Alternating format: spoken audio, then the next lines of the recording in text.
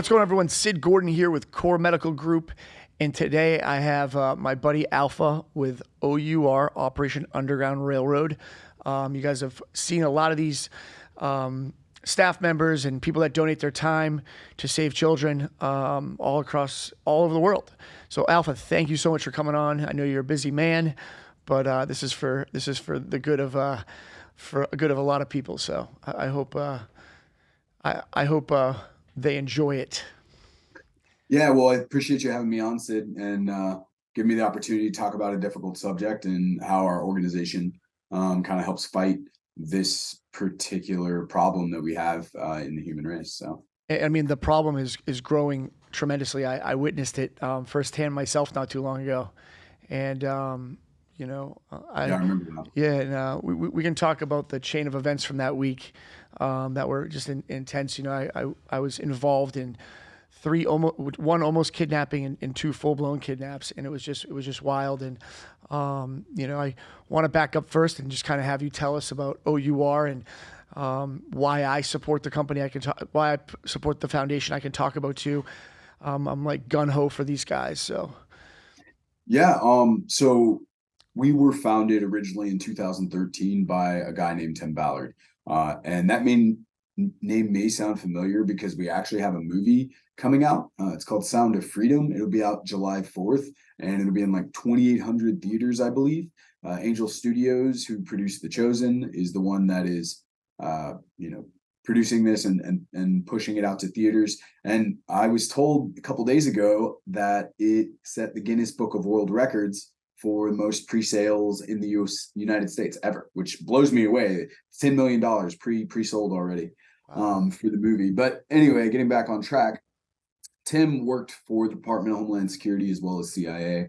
And he was the first ever task force leader to go investigate Americans that were engaging in pedophilia acts, sex with minors, and trading in CSAM. For those of you who don't know, CSAM is child sexual assault material or child sexual abuse material. We use that term now instead of child porn because the porn industry is semi-legitimate. So we don't want to put any type of legitimacy on, the exploiting of children sexually.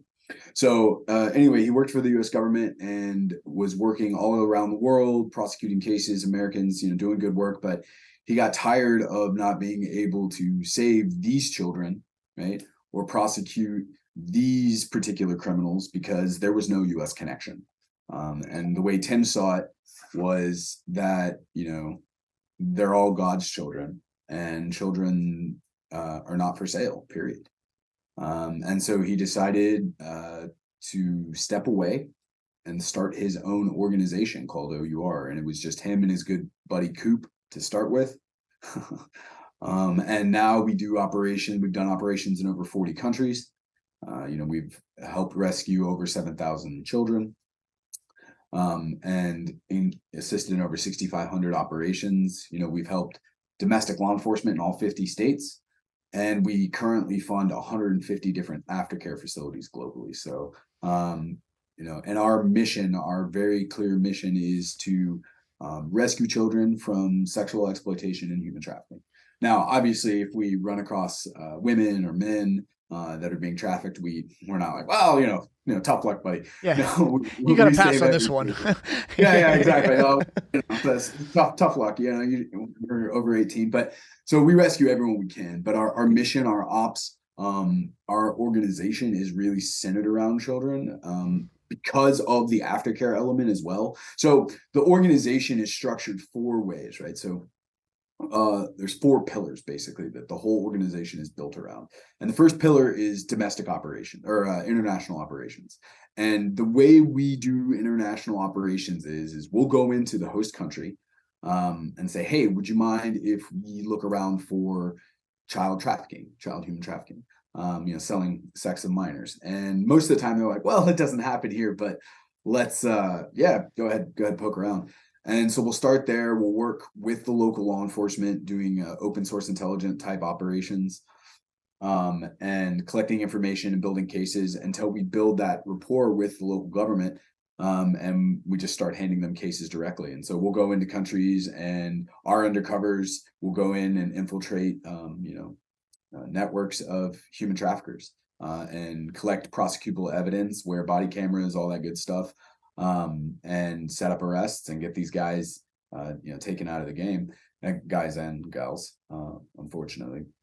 And the other half of that is the aftercare, right? So we focus on childcare. We have to give these children the ability to move past these incredibly scarring events. Arguably, they've undergone the most horrific and scarring thing that can happen to a human being forced to have sex repeatedly, especially as a child. That's just horrific. So it's super important that we, as an organization, give these children that we're rescuing an honest shot, or it's not a rescue, right? I mean, if you go and you rescue somebody and then you put them up for a hotel for a week or send them back to their home, that's not a rescue, right? Because 47% of all people that are trafficked by their own family. So Oh, I mean, the way I think about that is like, somebody has, gets shot. Well, you save them from the incident, but you don't take them to the hospital. Yeah, absolutely. Like, you stop the bleeding, but you just leave them on. Yeah. It's like, okay, figure out the rest from here. No bueno.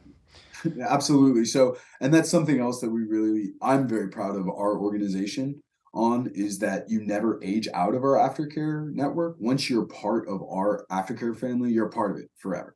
We will continue to help you pay rent or go to school, pay for tuition, reconstructive surgery, therapy, groceries, a new car, whatever it is. OUR's got your back to allow you to succeed.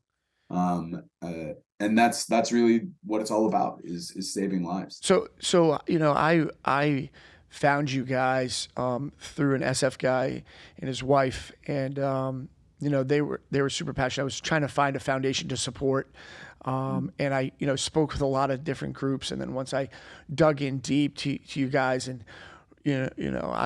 when you have a company like mine, like a lot of other people that support you, you can't afford with aligning yourself with a foundation that isn't operating how foundations should work, right? Because the ripple effect can be tremendous. You lose a lot of credibility. So that was one of the main things that I was looking at. And then, I got to spend some time with you guys at the first event last year. And then, we got to hang out this year. Not that you took me seriously, you showed up this year. It's great. So, no, but the thing is that this will be pushed out, and you guys will have the opportunity to meet these guys next year in February at my house in South Carolina for our big event that we do. But people think, okay, when they hear of this, they don't understand. I didn't understand. I shouldn't say that. How intense this is. So you have a group of guys that are doing intel. You have a group of guys that are putting their lives at risk. Mm-hmm.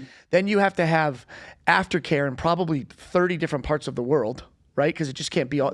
It's all, and there's multiple of them. And then you have to make sure that those aftercares are not being infiltrated, and that the children are being treated properly at the aftercare, because there's a lot of sick people out there.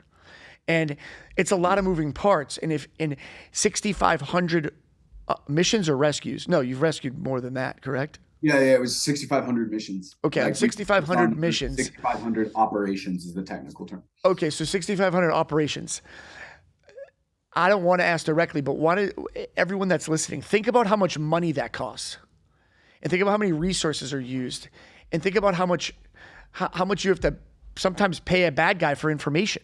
There's a lot that goes into it, and I'm a small fish in the pond, and I don't want to drop names, but there are people that stand behind this organization that are big deals, and they donate a lot of money, and every penny counts every time you guys go on a mission, because unfortunately, you guys aren't government funded. It's not like here's $20 million every month. It's like you depend on people like me to help the mission move forward. So can you talk a little bit about that? Yeah.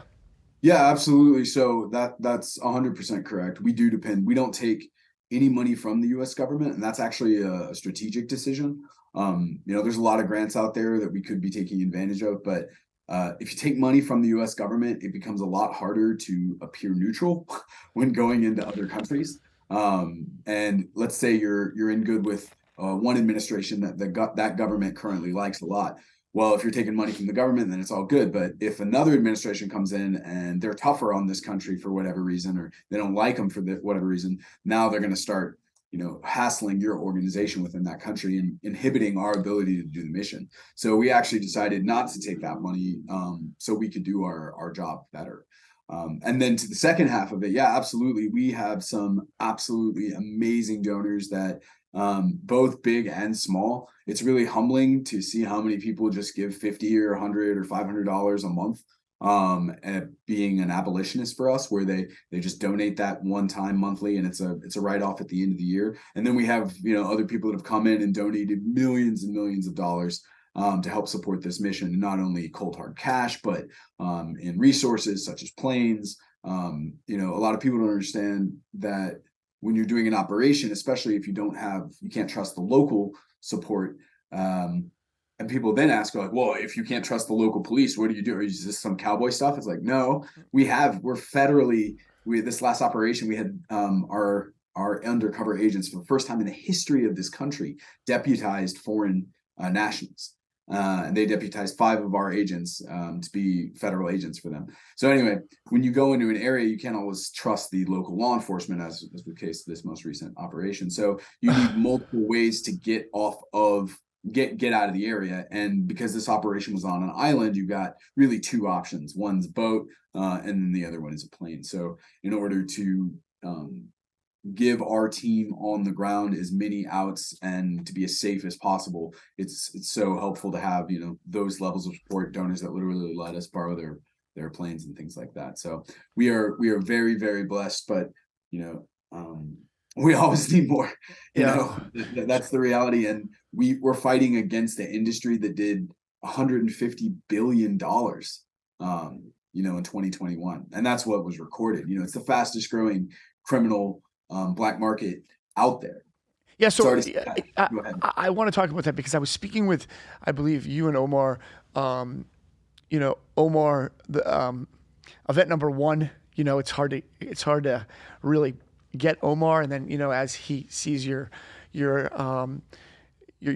passion for helping the organization, the family that you guys have, similar to the one that I have with my company. The door comes down a little bit, and then it's a little bit more of a vulnerable conversation. He's a very serious dude, and I love him. Like I respect the hell out of him. He was explaining to me now, like how that a person that's sex trafficked is so much more valuable than a drug now, because they can be used in so many different ways, and they can be sold over and over again, and the amount of money is just tremendous. And then you look at, can you touch on that, and then can you also explain why?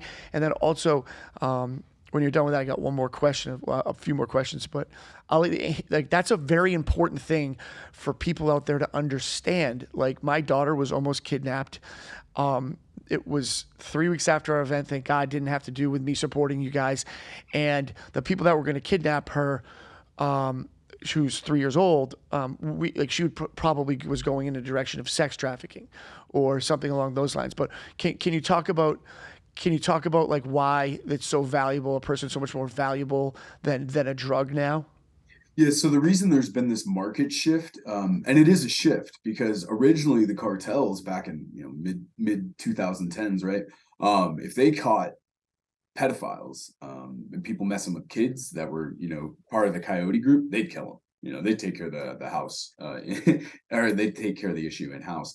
But now they've done the math and they realize that you can only sell a brick of heroin once, right? But you can sell a child 14 times, 20 times a day. And it doesn't necessarily have to be for sex either. You can sell them out for work or cleaning. There's a whole bunch of other different ways that children are trafficked. In some countries, they're used as soldiers. So there's a lot of different ways that people can profit from the suffering of another human being. And unfortunately, it's very profitable because, like I said, once you sold that brick of heroin or that brick of cocaine or whatever it is, even that shipment of guns, that's the end of the profit right there. That's it, right? It's done.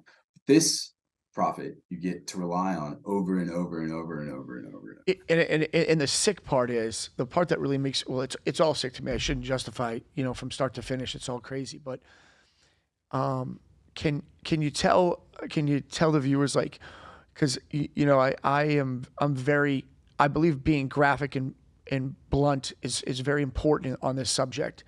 Can you tell the viewers, like, the angle that these child smugglers or kidnappers take when they're selling these kids? Like, one that sticks out to me is, hey, this kid's 4 years old, but if they tear, you can just take them to this doctor and, get this Yeah. doctor. Yeah, I know exactly what you're talking about. You're talking about when Omar was sitting in a room. So one of our uh, country, or more than country, one of our multiple country ops director was sitting in a room with a pimp that was selling children, and he was letting him know, oh, it's okay if you tear them. I got a doctor in the other room, and it's fine if they cry. Don't worry about it. We'll get them stitched up. You're fine. Don't worry about it. And literally just like discussing it like an extra package on like your car or something, like fucking floor mats, excuse my French.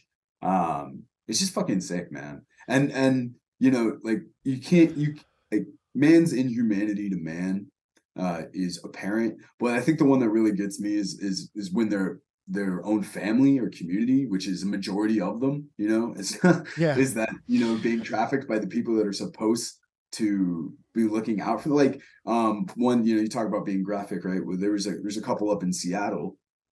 I believe they were netting like, or grossing like 2 million a year easy. And they were taking videos of raping their 2-year-old and putting them online and selling them online. And there's no monetary need for, like, not that money should even be like a part of it, right? But like, there's just no part of that equation that doesn't make my brain go, what? Like, huh? Like it confounds me completely. But it is in fact the reality, which is this is happening everywhere. This is happening in your community. This is happening here. 75, the one that I always blows Americans away is that 75% of all people trafficked in the United States are US citizens. Mm-hmm. It's not like, I mean, they're and the majority of the consumers are US citizens. 100%. We are the number one consumer of child pornography. And the reason that we are CSAM, child sexual assault material, apologies there. And the reason our undercover operators are so effective is because we look like the customer right here. This is the face of the customer, right? That is a very, very, very sad state of affairs, but it absolutely is true. And that's why we're so much more effective internationally, because if locals were to come around these tourist areas and start asking questions, that's like, you're a cop, go away. What are you doing? Exactly. But yeah. If someone that looks like a tourist, right, is asking for some boom boom with, like, a little shorty, then there's no flags. It's like, yeah, I'll take some coke, or hey, oh yeah, you got some weed, whatever. Oh, what about girls? And that's really how an op will start. When we get into an area and we start casing it, we'll just go to the hot spots. Yeah. And people will just start offering our operators more, start offering them things, and they'll see what they can get. So the the way I can tell that things have really increased, because the first year that I got involved with you guys was 2 years ago, 2021 is when I found out about you guys. And when I was speaking with you guys there, I was like, wow, I can't believe these guys are so calm and so educated that they can sit across the room and have somebody trying to sell them a child and not react right then and there.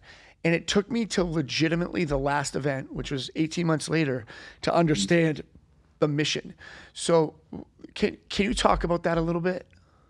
Yeah. So, when people hear about our mission, which is, the rescue, and doing the undercover work, everyone's all gung ho, because what they think it's going to be is going to be some Liam Neeson stuff, right? Kick in a door, smoke a pedophile, roll out of there, but that's not how it works. You do that. I think it's called murder. And foreign governments tend to frown on it. Well-deserved murder, but murder. I mean, I'm not judging it. I'm just saying what the government. I mean, sign me up for it if there's an opportunity there. Okay. Yeah, exactly. You're proving my point right here. But it takes another type of person to be able to sit across from the devil and smile at him and make friends with him and joke with him. And it's hard. It's really, really, really difficult. I heard something from our undercover teams. Actually, it was from Tim Ballard. I was hanging out with him, and he said, they don't send you to undercover school in the federal government to learn to be an undercover. They send you there to see if you already are one, because it's not something that can be taught. You either are or you aren't. And it was interesting. The gentleman you were talking about earlier, Omar, you're right. He's a former, Navy SEAL, SF guy. That was a really tough shift for him because, he didn't carry handcuffs in his last job. No, right? no. And if he did, he wasn't using them. Yeah, exactly. There's no, right? And so again, that's a very difficult thing to get. But then you need to understand, you got to break down your own motives, right? Why are you here? Are you here to make yourself feel better, to smoke a pedophile so you feel good about doing something? Or are you here to actually save kids and like really make an impact? And if you're here to really make an impact, that means sitting across from this table and getting prosecutable evidence to take down this ring so we can save these children. And that's why our operators do what they do, and why they go back year after year after year into this. OUR is an amazing organization. We provide mental health assets for all our undercover agents, but regardless of all that, don't get it twisted. It is a very, very difficult job, physically and emotionally. So, we had at the event this year, we had Jason Redman, Omar, and the gentleman from Nemo Arms. I forget. Was his name Matt? Was it named Matt as well? I forget. And I'm sorry, but so those guys all operated together, and they all didn't know that they were going to be at this event together, and it was unbelievable. And when Jason is a big supporter of OUR after that event, and he came down 3 weeks later to spend some time with Core and discuss the chain of events that were going on in my life and see if I needed anything, and it was amazing. And we're sitting across, and he says, "Have you seen the trailer Unexpected?" And I said, "No, I haven't seen it." And so a lot of people out there, which I wasn't aware of until I met you guys. And I believe it's not just me finding ways to provide revenue or auction items, or it's very important, if you want to be involved with this organization, that you're educating others and they understand what these guys stand for. And if you're not doing that and just throwing money at them, it's helpful, right? But it's not really presenting like how effective they are and what they can do to save them. And I'm telling you right now from experience, I have a very close friend that was abducted in Cancun, and Omar was so powerful. He was on the phone with the Surgeon General when the U.S. would do nothing and put so much pressure on the police, the good police, the bad police, and the people that were that captured him, because he's got a direct plug. I kind of believe he runs that area, and put so much pressure on him that they didn't end up killing the kid, and we ended up getting him back. And it was a brutal experience for him. I mean, very, very bad. But until it's your own kid, you just kind of push it off to the side, or a family member like, but listen, it could be your own kid, because I know for a fact this is getting worse, because there has not been a kidnapping in Boca Raton, Florida in 7 years. And there was 4 the week after my daughter was almost abducted. So it really hits home. And like the educational piece. Now, from what I understand after speaking with your team, it's like, why they're there? It's because no one expects them to be in Boca Raton, Florida. It's an easy win. Everyone walks around, no situational awareness whatsoever. They're on their phone. I mean, listen, like the days of letting your kid run crazy in the grocery store are fucking over. Like it just doesn't exist. And I won't even let my 16-year-old go to a bathroom if there's an exit by that back bathroom by herself. Like I will wait in front of that door. And there's a lot of things that you guys educate people on. That's not just, it's also like how to avoid the issues and what to look out for. And like the whole process is important. Like these guys brought a canine to the event, and this canine could legitimately smell out the chips in your cell phone that the smugglers use and hide in the walls that people would never find to make things effective. They don't have to tear a house up. They let a dog go. And in 10 minutes, they have everything that they need. This dog cleared an entire stage of 5 chips in like 3 minutes. It was unbelievable. So like that's the type of stuff that's super important. So I didn't mean to go on a rant there, but like it No, pisses no, you're right. it just pisses me off that like there's a lot of people that just don't care about this, and Well, there's a lot of organizations that do what you guys do, but like there's a reason why we're on the Zoom call right now. Well, and it's interesting. There's really not a lot that focus on child human trafficking. Like there's International Justice League and us, I'm and sorry. that. There's divisions like HSI. I mean, like that. So I'm Yeah. saying like, but you guys are so effective and so calculated, and stay compliant at the same time. That's a hard thing to do. Like the compliance side of things is very difficult, and I understand that from a different level. I operate in 43 states. I have to abide by 43 different states laws, licensing, regulation, continuing education for 16 medical doctors, and make sure that I don't get in trouble in one, because if I do, it's a reporting to all 40, the other 49. Like it's a fucking nightmare. And I'm not talking about saving children and going to foreign countries. There's some major compliance involved there. So if you want to talk about that for a second, that'd be great. Yeah. So when we come into another country, like we're allowed to operate on this level because of the quality of our staff. Our current director for Europe for international for operations is Dodd Dupree. Dodd Dupree's last job was director for Homeland Security for Europe. Most of our undercovers are 20 plus year veterans of law enforcement or Department of Homeland Security, CIA, special operations. And because of that, they have a lot of connections within the State Departments, within the embassies globally. And the fact that OUR has gone out of its way to be compliant with the governments and work with the local governments and really not try to come in and like tell them how to do things. Just say, hey, this is we've got this documented. If you want to if you want to go arrest these guys, we've got this whole case already squared away.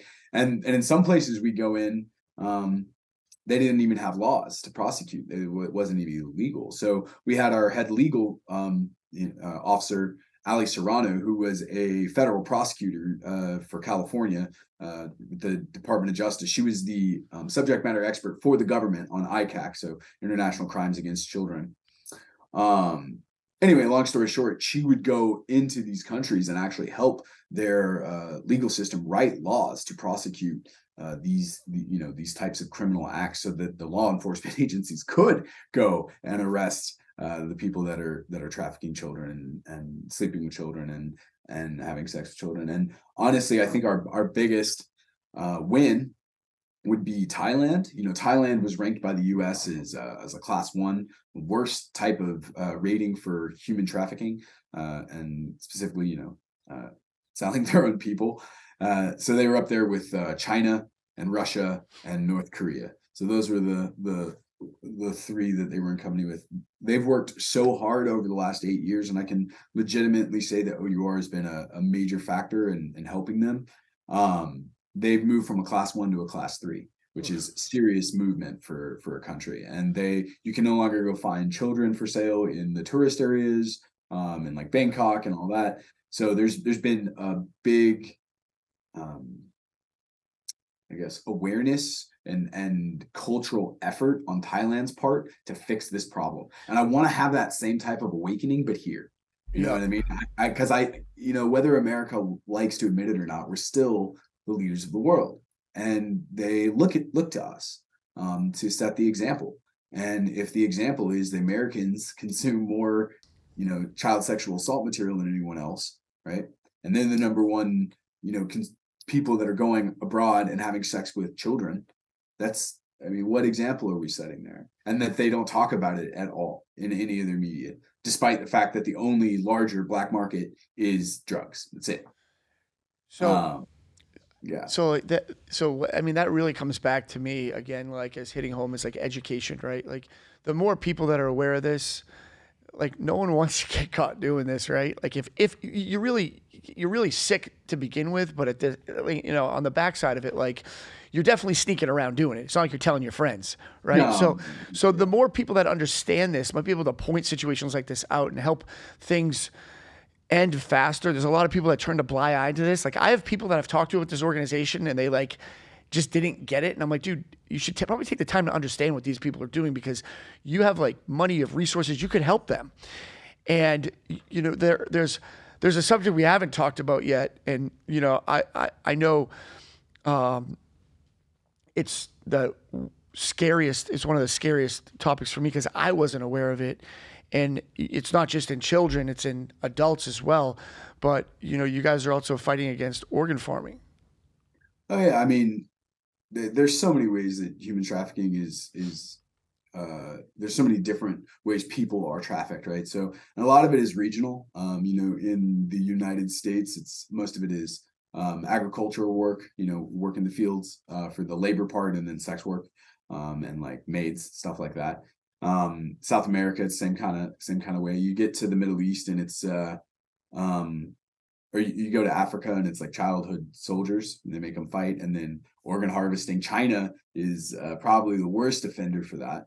They are wholesaling, selling their people's organs without a regard for morality or anything. It's all about the dollar. Can you talk about what that does? That mean like they're taking out an organ that they don't need? Does that mean the person's being twilighted and then the organs? No, I Is their mean I heart mean like? Is it like it's what is what? whatever they need. They have 2 million political prisoner, you know, the Uyghurs out on the the east side of the country that they have out there, and whenever they need somebody, or if there's a political dissident or whatever, there's so many ways that the Chinese government sell their people, and it's not just them. The North Koreans do the same thing.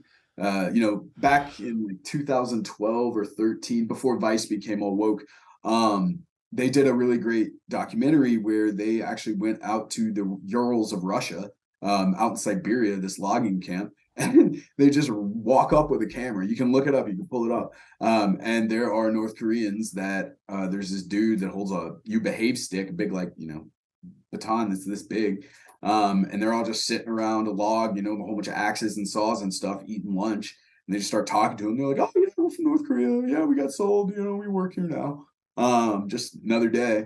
And Russia does the same thing. You know, right in the Ukraine, they estimate that Russia is responsible for the selling of and abduction of over 500,000 women and children.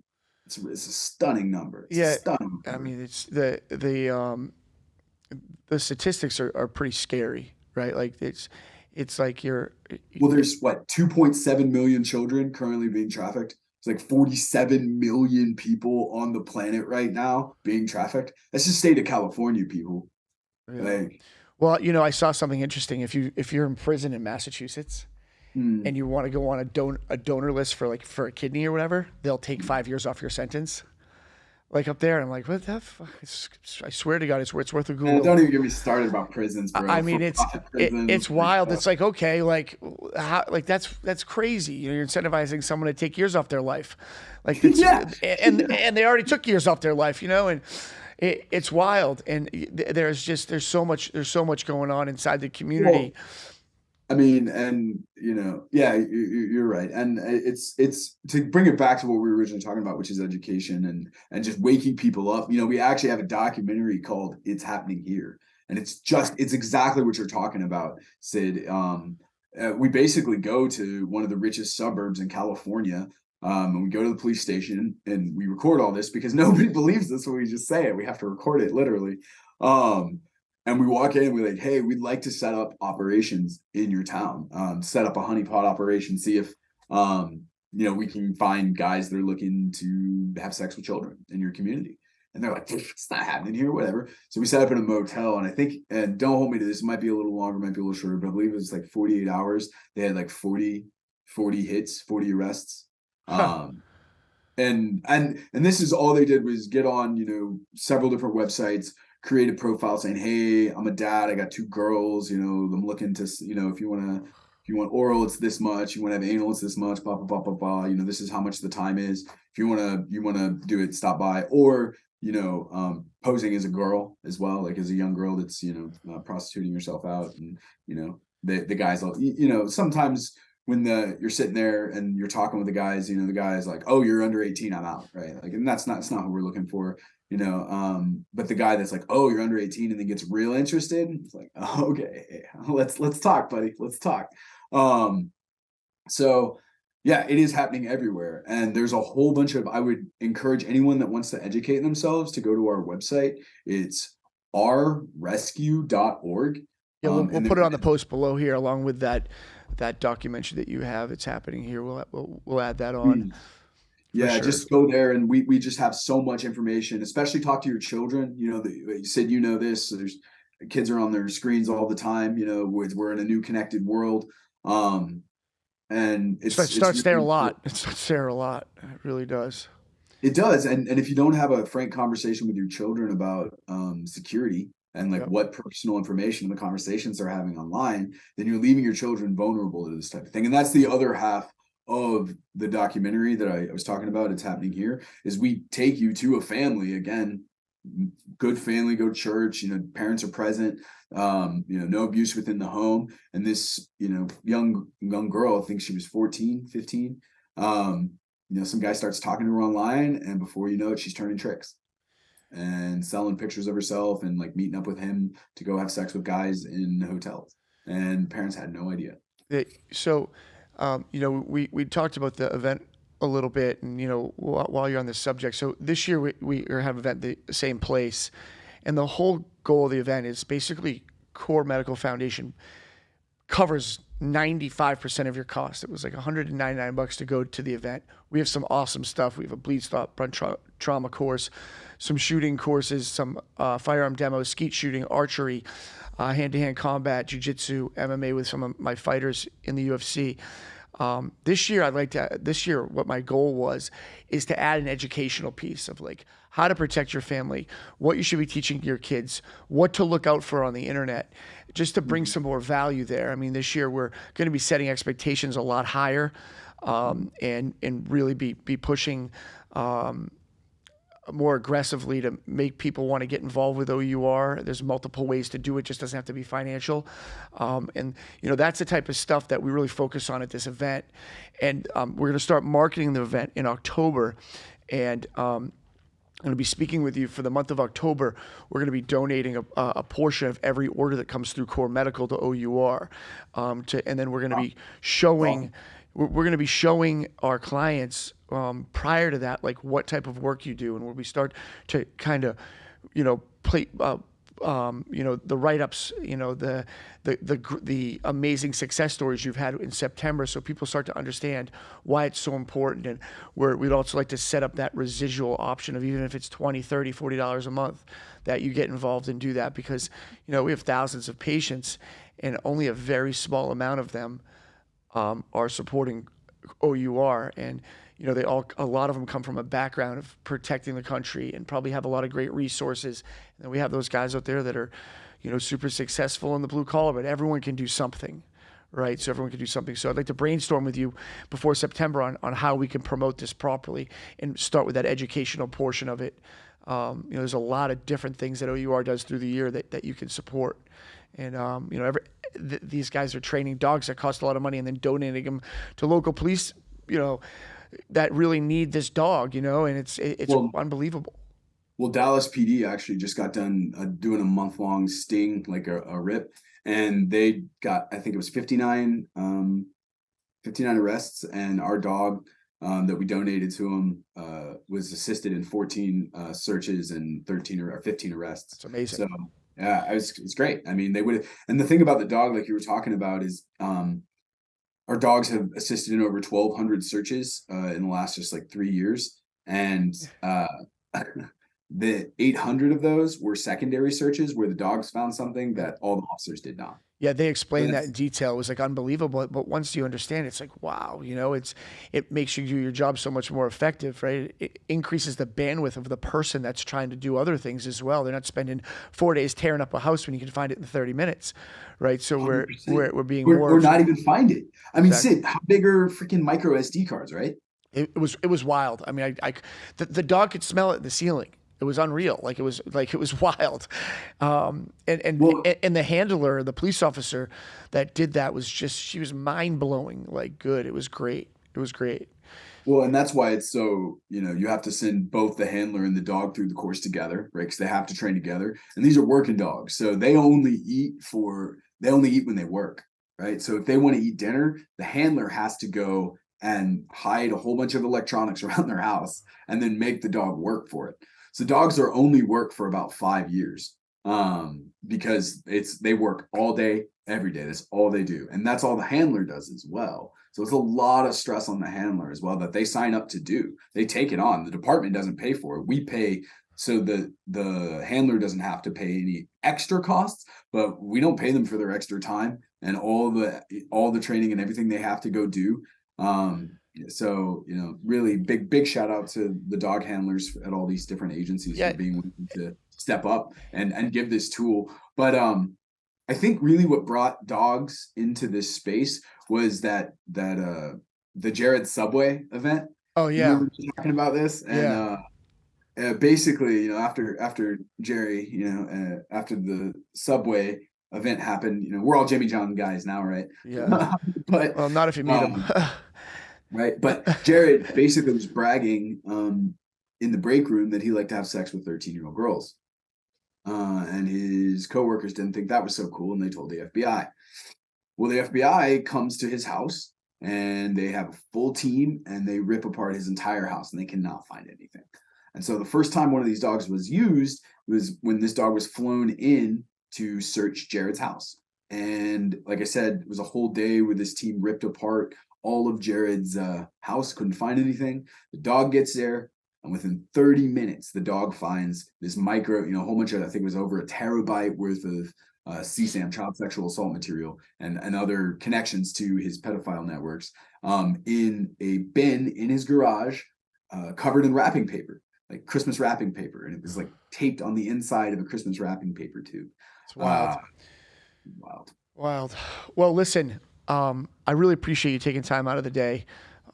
There's, if you have any opportunity to make OUR a part of any fundraiser that you're doing, Alpha's readily available. And if you want to get involved with anything this year with us, we always need help. I'm readily available. This is something I'm passionate about. The guys from OUR stay at my house when they're in town before they puddle jump over to a different country. So I've become very close with them. And I just really want to thank you a lot for coming on and helping me with this educational process with the people out there.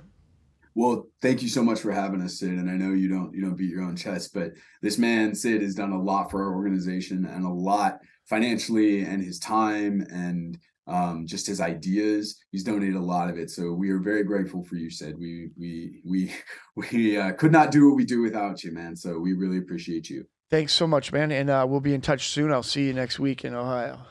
All right, brother. Take care. Bye-bye.